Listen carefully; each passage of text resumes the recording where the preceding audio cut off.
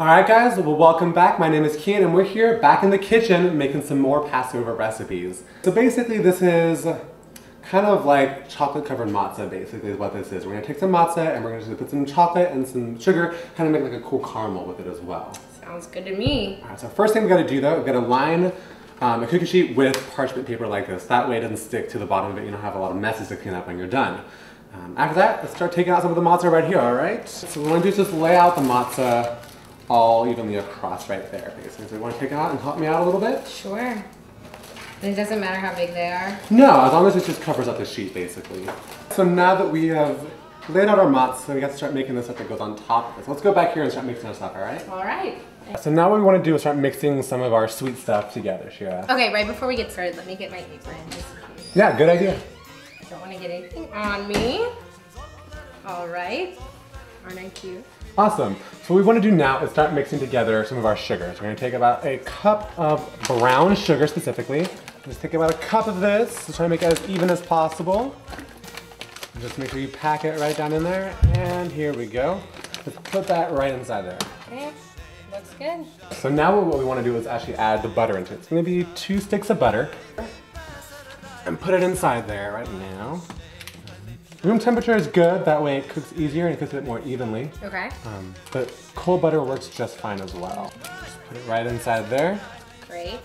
No, yeah, it's definitely a family favorite of mine because it's a nice sweet treat when you're in those dog days of Passover. Right, well, next what we want to do is make sure that we mix it together and heat it up, all right? Okay. Make sure it goes to about medium heat. We don't want it to burn because sugar burns really, really quickly. Okay. By the time what I'm going to do now is just mix it up together. What we do is just cook this for about 2 to 4 minutes while stirring constantly, alright? So we already see that it is already starting to melt. You want to just make sure we mix it together really well, kind of like this. Cool. Or you can actually join me too, Shira. What? Can I help you? Yeah. Here, I'll do one of these. Alright, we want to make sure we mix it together really well, getting all of that brown sugar with the butter. You don't want it to clump either. It's really starting to melt. Yeah, it is. We're almost done. We need to do just about a few more minutes. Cooking it for about 2 to 4 minutes or until it's all evenly melted down. Alright, so right now that it's all mixed, it has to kind of boil for a few minutes. So let's just turn up the heat a little bit. Now that it's boiling, it's getting thick. It's actually turning into a caramel mixture. But to keep on mixing it until it's completely condensed and it's no longer separated as butter and sugar, and it's all one big mixture. Okay. It's pretty mixed, it's pretty bubbly. So let's turn off the heat and take it straight over to pour it right on top of the matzah. Oh wow. Alright, awesome. Alright, well now what we're going to do is just take this, now that it's all caramely, and pour it all on top of the matzah now. So let's just go. Yeah, you're going to do that, and I'm just going to, keep pouring. There you go, and we can spread it out in a minute. There we go. This is going to be delicious. Alright, so now we're going to put this straight on inside the oven. Okay. Now it's preheated to 375 degrees. Once it's in there, you close it and immediately lower it down to 350. Alright, so while the matzah is cooking for a little bit, I brought some people in here. We have Alana and we have Ethan here to talk to us a little bit about what Passover is and some cool things that they've done. They have a pretty cool reason why. So tell me a little bit why you guys are so familiar with Passover. So our dad is actually a rabbi, so we've grown up in a pretty Jewish family, to say the least. Yeah, I mean, I can imagine your Seder's are pretty fun because your dad probably leads them, right? Yeah, he does. Tells the same bad jokes every year, and we are very familiar with all the traditions. The same bad jokes. Let's hear one. All right, this one he's always told. So there's a man who lives in Britain, right? Mr. Schwartz. Mr. Schwartz is a very nice guy. You know, in Judaism, we like to call him a mensch. He does lots of great things, and one day he gets a letter from the Queen that he's going to be a knight, so he has to buy a special suit, memorize a phrase in Latin, and appear some certain day before the Queen. So anyways, he buys the suit, he memorizes the Latin thing, he appears before the Queen, and he gets down on one knee, and he's about to say the phrase in Latin, but he totally spaces out, and the one thing he remembers is a phrase from his childhood, the 4 questions. So he goes, Manish Tana Halala Hazem Mikol Halelot. Oh man. And the Queen turns over to the knight next to her. He says, why is this night different from all other nights? Oh, good one. Well, I think for those of you guys who kind of don't understand, The 4 questions are some things that we ask, you know, every Passover Seder to kind of remember why it is that we're doing our Passover. So let's actually talk about that for a second. I mean, because you guys are so close to you know, Judaism. Your dad taught you that from, you know, when you guys were born. So tell us, you know, straight from the rabbi's kids, what is Passover?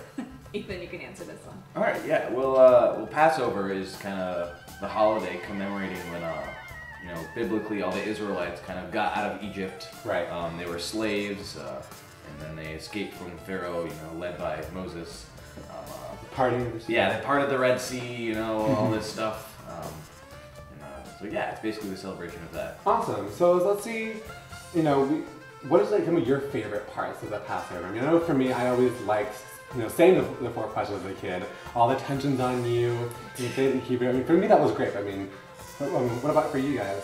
I always like finding the afikomen at the Seder. Oh yeah, I was very, very competitive about that. For you guys who don't know about that, afikomen is basically matzah that's hidden, and it's your job to find it. I know for me, I was very, very steadfast in like, making sure that I was always the one to find it. Yeah. My uncle Stan, even if I didn't find it, he always made sure that I did get some money for finding it. What about you, Sabrina? I don't know, you know, I just love just spending time at our Passover Seder. You know, it's really great to always just like, your family always comes in, you're sitting with a lot of friends. Always great food on Passover. That's like 90% of it. Right. And it's so funny because I mean, it's great food, but you have to think about the fact that it's all without, you know, anything leavened.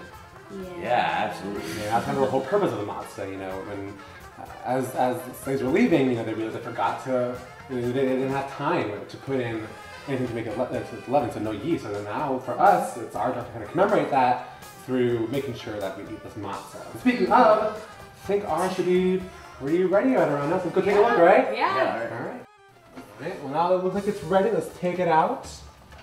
Looks good. Oh yeah, that's definitely it. Oh, perfect. All right. Now that it's all good, we want to make sure that we just sprinkle some tortillas on top of it. So kind of just like this. Actually, let's do this here. Let's put some in your hand and we'll just stir it together and make sure we get some good coverage down. All right.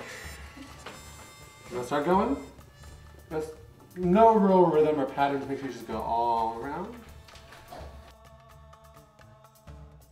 All right. So now that it's done, we're gonna let it sit for just a few minutes. That way the chocolate can really get stuck right onto the matzah itself. So let's let it sit for just a few more minutes and be ready to go. All right. Sounds good to me. All right, so now that it's ready, let's dig in, all right? So just take a piece for yourself.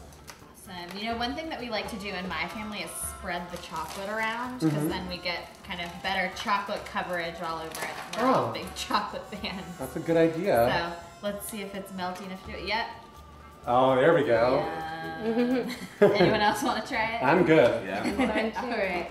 All right, well, let's try a bit. Really good. Oh, good. Very good. I'm a fan. You do. Well, you know what? Thank you so much guys for being here with us.